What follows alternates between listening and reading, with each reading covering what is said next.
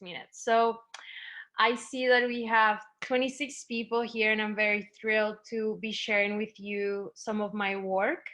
My name is Angela Del Sol. I'm originally from Colombia, and I'm based in New York City, although right now I'm outside of the city. I've been doing work with Indigenous tribes for now 4 years. I've been working on projects bringing solar power to communities that need it, to bringing clean water to places that need it the most. And right now I'm working on a very exciting project in La Sierra Nevada de Colombia. I don't know if any of you are familiar with the geography of Colombia, but La Sierra Nevada is a very special place because it's considered the earth of is the heart of the earth. So according to indigenous communities, the Arahuaco community that I work with, they believe that the Sierra Nevada is the heart of the world. And 10 years ago, they would not ever leave the land until these past 5 years. They have been leaving the Sierra to spread the message and share their message of unity. And right now, I think more than ever, it's important to learn from our indigenous communities, because up to now, they've managed to not only keep resources like fresh waters and the mountain safe, but also they are able to bring land back. What does that mean? In Colombia, we've had a big struggle with land that has been destroyed from illicit trade, and that has been completely destroyed when it's been burned. And when the indigenous tribes have taken that land back, they've been able to bring it back. So they carry this very special wisdom. And right now I'm working with a 25-year-old entrepreneur. His name is Rafael, and he actually had twins today. So today's been a really exciting day for all of us, because he just had 2 kids today, and he's actually trying to join us. So if you can bear with me, can you please let him in? Whoever, is there any way that we can let him in? He's trying to enter the chat. The host is responsible for that, so unit room 2, and you can also type it into the Telegram chat. But I think, yeah. I am not able to let him in. 1 second.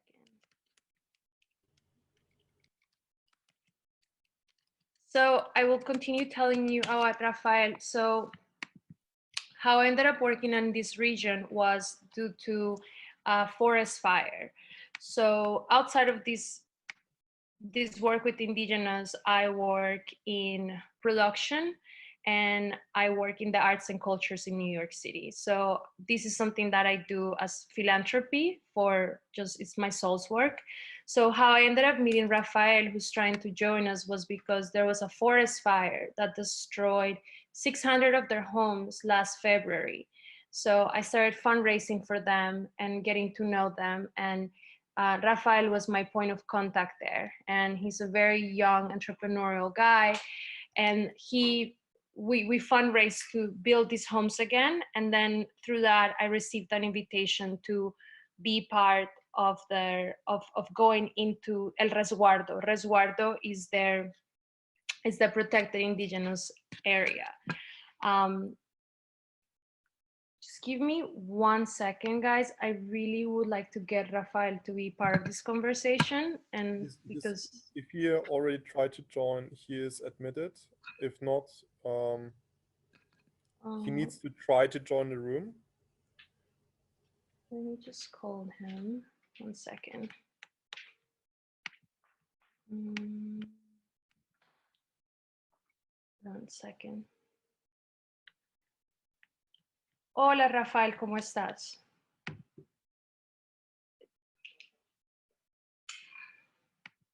Podrías intentar otra vez porque tenemos aquí 27 personas que quieren escuchar tu mensaje.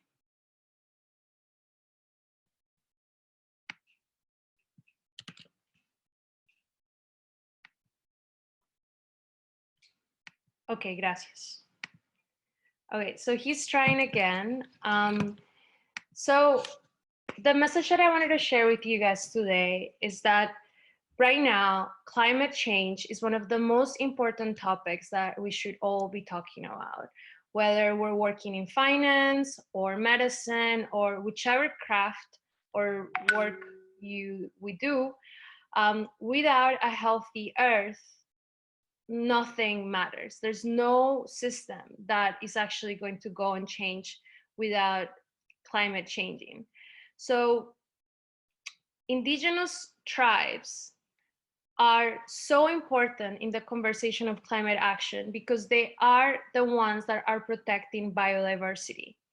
Biodiversity is super important in our climate action. Why?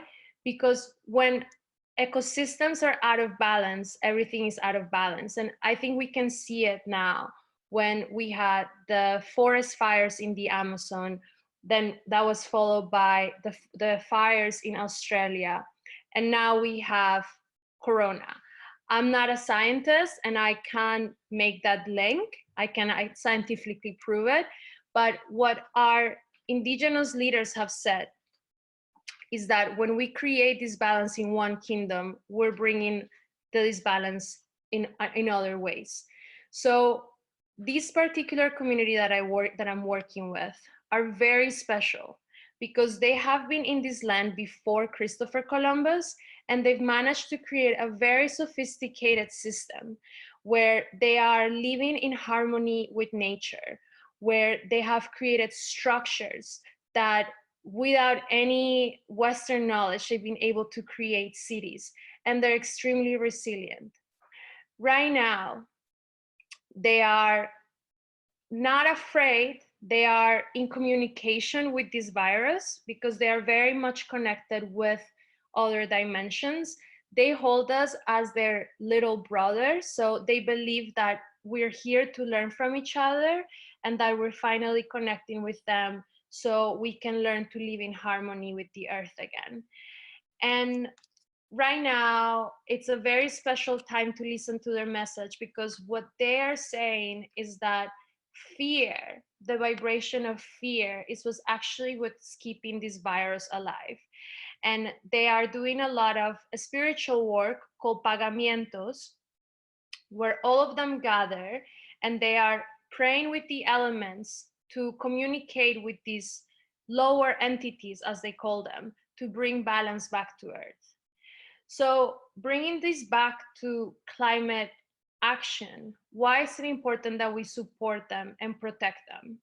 So according to them, the land where they are, La Sierra Nevada de Santa Marta, they strongly believe that humans have been destroying the organs of the Mother Earth, of Gaia. They're very much aligned with the view that the planet Earth is this living being. And they said that up to now, we have been killing we've been killing our Mother Earth. And that right now, they're at the heart.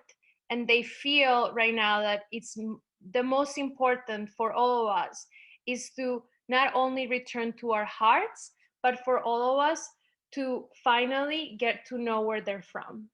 And they are not allowed to open up these places for everyone because obviously when we go and visit them, we really impact their reality. Like they live how they've been living for 2,000 years. But it's very interesting how they perceive everything as a one living organism. So I would like to read to you one of the message that one of the mamos. So the mamos are the elders, and what I love about working with this community is that they always think as one. They never make decisions for one person. They're always thinking 7 generations forward. So every time they make a decision, they're always thinking, how is this going to affect 7 generations forward? And I see Rafael is joining us here. Um, so Rafael is the young entrepreneur that we're working on creating a resilient economy with cacao and with coffee.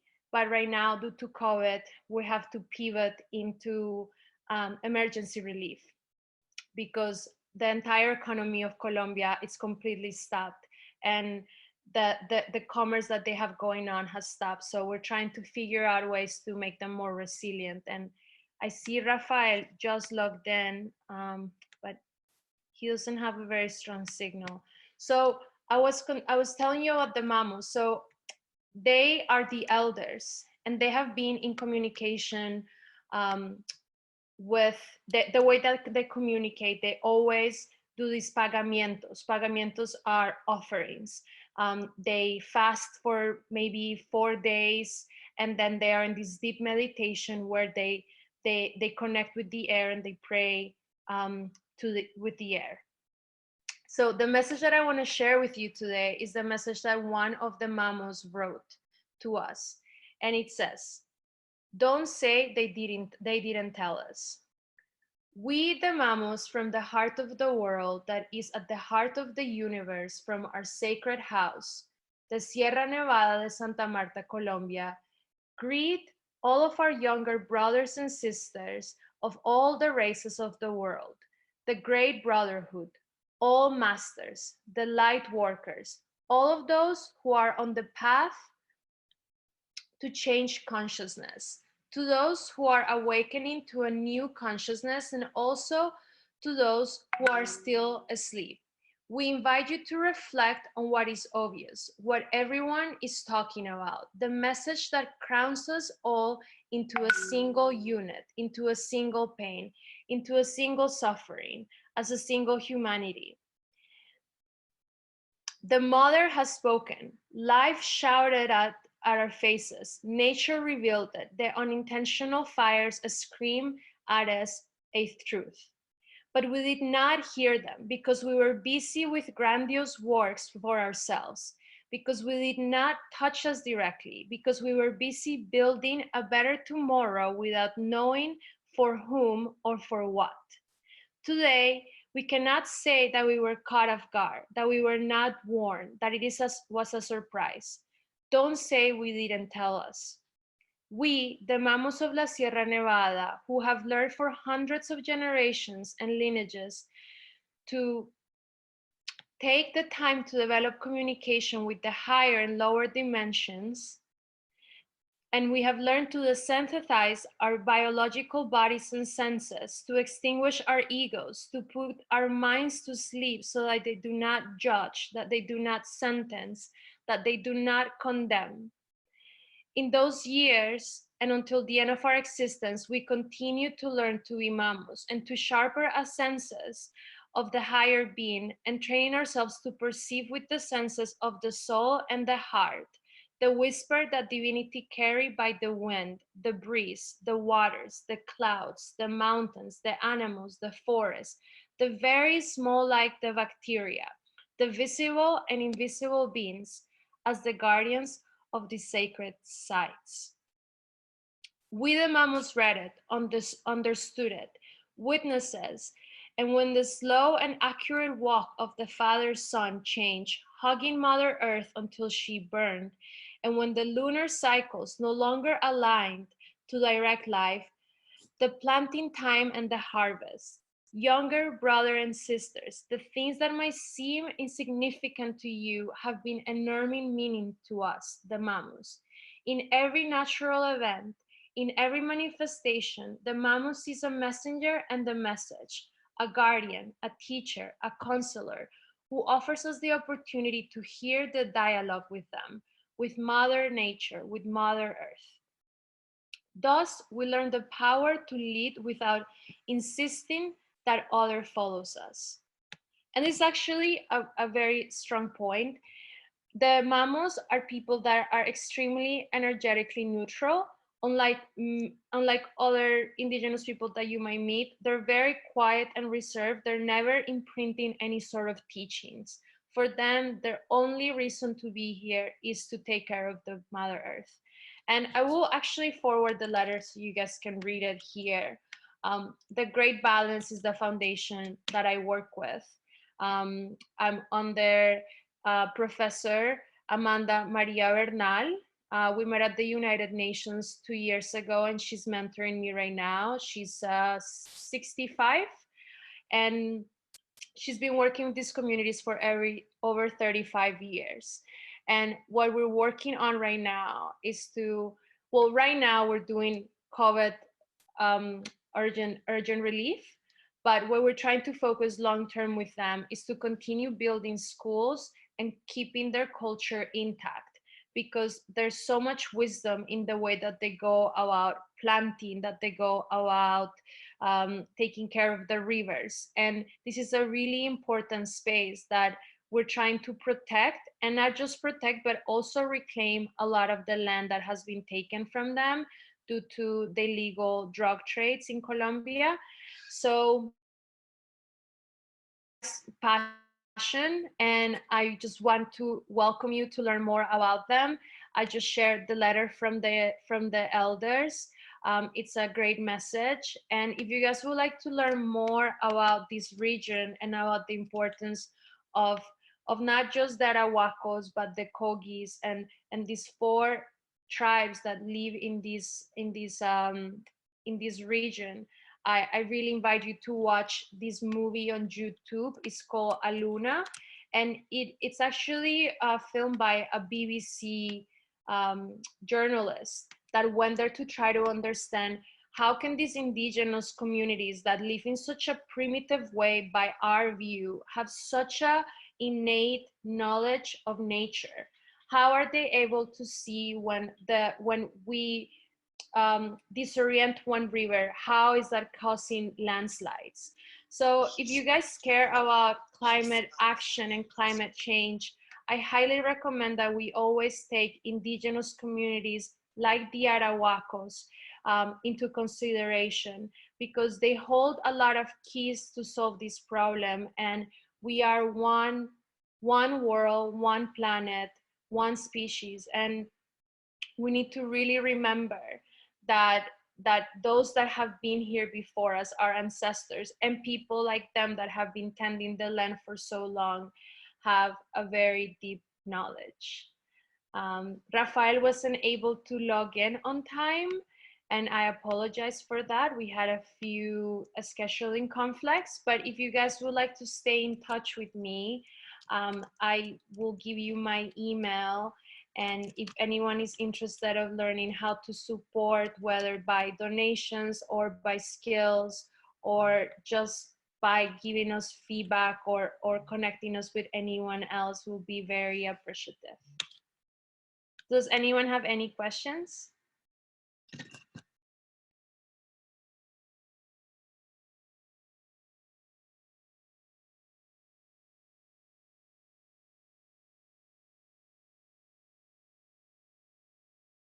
Okay, so I'm gonna post. You like, sorry, I have a question, Angela, if you don't Yeah. mind. Do you mind sharing a little bit from the culture? I mean, it's like 8 minutes left. I would love to hear. Okay, great. Yeah, do you know like Yeah. So of the offerings, or of what do they share? What do they do? What culture can they help us to learn to get in touch with nature? so they work a lot with ancestral healing, and a lot of the things that they work on is to get rid of the fear. A lot of fear is stored in our bodies, actually before our birth. So a lot of the work that I'm doing with them is a lot of ancestral healing of my lineages. And a lot of the things that they do is it's pure meditation. It's pure cleansing of our thoughts and our intentions. They really believe strongly in the power of our thoughts and what we hold in our hearts. So even if we say things, but in our minds we're thinking not the right things and we're not purifying our minds, they strongly recommend a lot of meditation, a lot of silence, a lot of reflection and introspection. Something that's very beautiful that I learned today, because we had the birth of these twins. There's a lot of twins. I don't know how the twin gene runs in their tribe, but there's so many twins, and it's so beautiful. Um, but what I learned today is that at birth, um, the, the, the placenta of the mother is not thrown away, because they see the placenta as like as the yin and the yang. So the placenta is almost like the negative. They don't see the thing with them is that they don't see negative or positive. They kind of see everything as one. But when the baby is born, they take the placenta and they bury the placenta on a special location. And every time throughout the life of the Arawako, when they are having a disturbance, or they want to learn more about themselves, or they have an inquiry, they go into the place where their placenta has been buried, and they ask and consult with that. So they're very intentional beings, where they don't see good or bad. Like, for instance, although us by default, like Spaniards, we try to destroy a lot of their culture. They don't hold any anger against us. They see us as little brothers, as this we just need to learn from them and learn more. So something else that I've learned from them is that they can read bubbles. So they're like extremely connected with like microscopic beings. And I think you'll learn more about that on that film, Aluna. Is that they're very much in touch with very subtle patterns in nature. So right now, although in the La Sierra Nevada, they don't have this virus, they're all in deep prayer for all of us, because by this happening proves their theory that we are attacking Mother Earth. So right now they're kind of on this state of shock, because they've been trying so hard to share with us the message that as of now, we have grown so apart from Mother Nature that we've forgotten that without clean water and without clean soil and without clean earth, we're not going to be able to live. And they've always had this theory that fire is the one element that men have not been able to tamper. We haven't been able to contaminate fire, right? So they believe that fire has been the catalyst for purification and destruction that we have created. And that has been seen through the fires that we had in the Amazon, and the fires in Australia, and the fires that they had in their own land that brought me to them. Because before that, I was working with another tribe in the desert of Colombia with woman weavers, and it was a completely different region. And I just received this call. They actually were coming into my dreams. And I know that sounds like out of a movie, but they're very connected beings. So I think that when they need help, they will call out for it. And I'm very honored to have heard that call. And now I'm at a place where I'm really trying to build with them lasting impact, right? So right now I'm not trying to just donate and buy them things. I'm trying to teach them how to fish. I did a partnership with Little Sun Lights. It's actually a German Danish artist. His name is Olafur Eliasson, and I've been carrying these solar lamps around, and I brought them to their communities, and it changed their lives, because having more electricity and energy allows the woman to weave more, and then when they can weave more, they can sell more. So I'm trying to think how I can continue empowering them, so they can continue being resilient, and we can continue learning from them. there's a question from Love Mathematics. What do the tribe think about COVID? Is it some kind of punishment? No, I don't think they believe in punishments because, as I said, they're not in this right, wrong, judge, creator, um, like that dilemma that we are in our world, that we always think that there's some like someone punishing us and someone is the juror and someone is the creator. They are thinking that this COVID is just a disbalance that we've created because we took out so many species in 1 year. We lost so many species when these fires happen, that when you swing to the right, like inevitably you will have a disbalance on another kingdom. So, you know, they say that if the earth, like you're seeing it more in their lands, right? Like the earth is warming up, you have more rats, you have more cockroaches, because these species thrive in the heat. So when we think about climate change, and we see how, you know, these community, they wear white outfits because they represent purity of the skies and the snow-capped mountains that are no longer snowed, right? And you see that this balance that this has created in their own communities, where their harvesting time has changed, where where you know, they're just seeing all of these changes in nature, and before they've never left their land. It's been 4 years now, maybe four years since this started happening, that they've come out. um, so that's it. I just want to say thank you so much,